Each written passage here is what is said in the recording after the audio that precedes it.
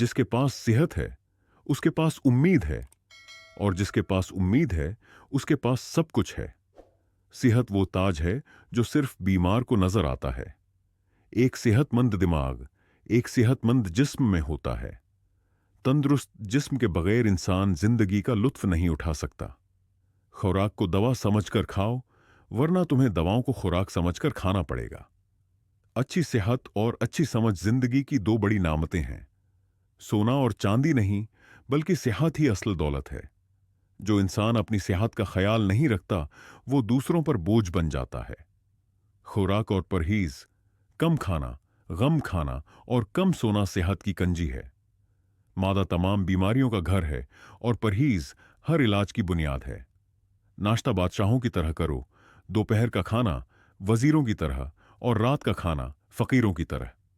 चीनी और नमक दो सफेद जहर हैं। फल और सब्जियां जीने की दवाएं हैं।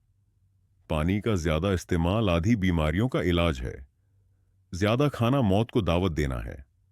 रात का खाना छोड़ना सेहत के लिए नुकसानदेह है, चाहे थोड़ा ही खाएं।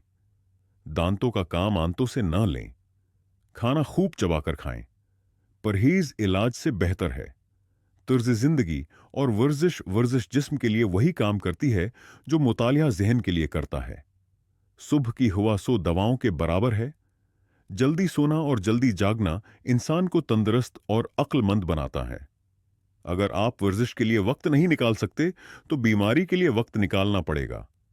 चलना इंसान की बेहतरीन दवा है। पसीना बहाना बीमारियों को भगाना है। सुस्ती जिस्म का जंग है, हरकत जिंदगी है। आराम में बरकत है, लेकिन हद से ज्यादा आराम बीमारी है। सूरज की रोशनी हड्डियों की बेहतरीन गजा है।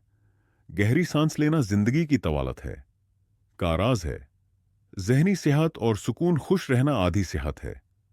परेशानी और गुस्सा सेहत के सबसे बड़े दुश्मन हैं। पुरस्कून नींद अल्लाह का बेहतरीन तहफा है।